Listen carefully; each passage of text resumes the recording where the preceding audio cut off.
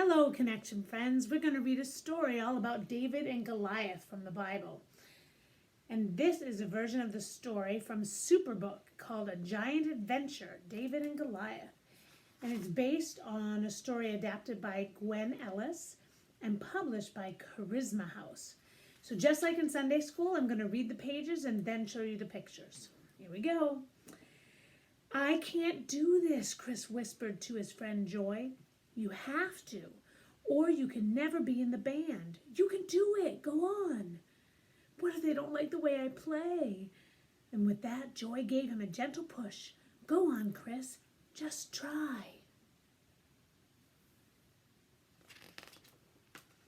A couple of minutes later, a dejected Chris stumbled off the stage. "See, I told you I couldn't do it. Now I'll never get into the band. What can I do?" Just like that, Superbook appeared and whisked Chris, Joy, and Gizmo, their robot, on a new adventure. And Superbook said, "I am taking you to see one of the greatest heroes of all time." And away they went. There's Gizmo, the robot. "Where are we, Gizmo?" Joy asked. "And what time is it?" "We are outside Bethlehem, and it is 3,000 years ago. There are 2 armies nearby," the robot said.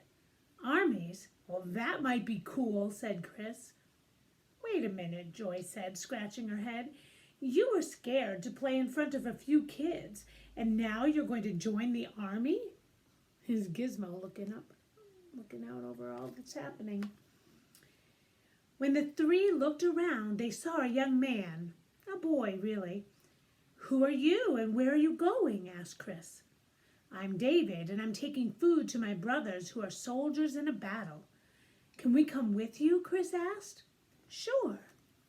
There's David and his donkey with all the supplies. After walking a while, they came over the top of a hill and saw the army spread out below them in a valley. Just then an ear-blasting shout rolled across the valley. "I am Goliath. Come fight me, you cowards. What's the matter? Isn't there a man among you who will come and face me?" "Why doesn't someone fight him? Why are you running away?" David yelled at the fleeing army. "Don't you know this is God's battle?" They're camping in all the tents for the army. Just then David's big brother Eliab came to him and said sternly, "What are you doing here, baby brother? This is no place for a child. We have no use for you. Go tend your flock and leave the fighting to the real men." "But they aren't fighting," David said. "They are running away. If they won't fight, I will." "Ugh, kids," Eliab thought. Lots of people treat kids like that, don't they? Like they're not important. And that's not true. Just then Goliath's voice roared across the valley. "Who dares to come and fight me? Ha ha ha! What a bunch of cowards! Where is your God of Israel?" "You don't have to fight Goliath," Joy reminded David. "You are just a boy, you know." "Yes, but I believe I've been chosen by the Lord for this very task," David told them. "Once, when I was with the sheep, a lion tried to steal a lamb, and God gave me the strength, and I killed it. Another time, a bear threatened my flock, and I grabbed it by the hair and killed it too." Oh, here comes Goliath over the hill. "Oh, and then there was the time when I was called in from the fields and was anointed with oil by Samuel to be king of Israel. I felt God's power come on me as that oil ran down over me. I don't know how I'll ever get to be king, but I know it will happen because I have been chosen." David gave a big sigh. "Yes, facing this giant is a job God has given me to do." There's a picture of David being anointed by the oil on his head. Meanwhile, King Saul was in his tent. He heard Goliath roaring and he was troubled. "Don't we have anyone willing to fight the giant?" "Sir, there is someone here who wants to fight Goliath," a soldier told the king as he brought young David into the tent. This is not the time for making jokes. Take the boy away. I'm not afraid of Goliath the Philistine, David said as he pulled himself up as tall as he could. What can a child do? What can a child not do when that child goes with God? As you wish. Tomorrow he will meet Goliath on the battlefield. May God go with you. There's the king talking to David. Night came and Joy and Gizmo lay down to sleep. Chris sat near the campfire with David, listening to him play the harp. That's pretty cool, Chris told David. Thanks. Do you play? Yes, but I was thinking of quitting. Why would you quit? Well, I'm afraid people won't like the way I play. Who are you playing for? I play for God. David ran his fingers over the harp strings. Oh, I wish I had my guitar, Chris sighed. And whoosh! Gizmo shoved the guitar into Chris's hands, and Chris began to play a beautiful duet with David.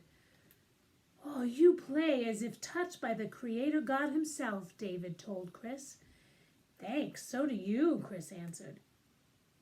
So, Chris, if God has given you the gift to play, you never need to be afraid to play for him, anywhere. Chris shrugged his shoulders. I hadn't thought of that.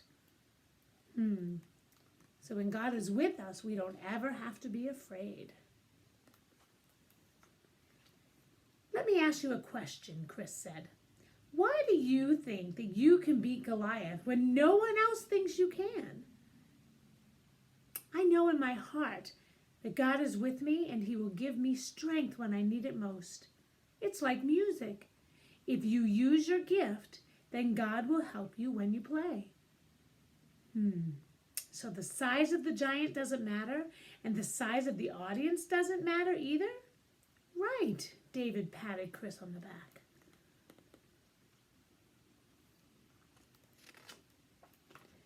The next morning, the king gave his own sword and armor to David.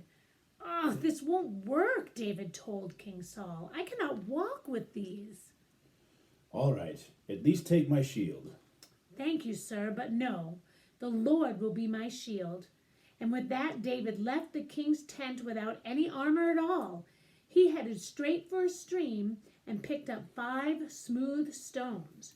Now remember those stones, friends, because in the next video, we're going to do a fun activity with those stones or rocks. Now David headed to meet Goliath. Soon the huge, angry, mean giant arrived, and it was time to fight. This day the Lord will deliver you into my hand, David yelled to the giant. Come to me, and I will give your flesh to the birds of the heavens and to the beasts of the field. You come to me with a sword, a spear, and a shield, but I come to you in the name of the Lord of hosts, the God of the armies of Israel. And at that, David took out his slingshot and quickly put a stone into it. Whiz, whiz, whiz, sang the slingshot as it whirled around David's head. Oh my, look how big he is. I think I would be a little afraid, but David is not, because God is with him. Now, David thought, as he released the stone and let it fly straight toward Goliath's head. Ker-thump! The stone sank into the giant's forehead, and down he went like a collapsing tower. David wasted no time at all and killed Goliath. God had won, just as David said he would. Oh boy. Here he goes. And before they could even congratulate David, Superbook transported the travelers home and right backstage to the band concert. Okay, Chris, Joy told him. Go get him. God is with you, Gizmo reminded him. Chris hurried to the stage, and boy, did he play. His playing was amazing, and there was no question about it. He was in the band. Wow, he remembered that God was with him, and then he wasn't nervous anymore. You come to me with a sword, a spear, and a shield. But I come to you in the name of the Lord of hosts, the God of the armies of Israel, whom you have reviled. It is not by sword and spear that the Lord saves, for the battle belongs to the Lord. 1 Samuel 17, verses 45 and 47. And there is Goliath and young David. Wow, it's amazing to think that God was with David that whole time, and he's always with us too. So do not be afraid. Be strong and courageous. And we'll see you soon. Bye-bye.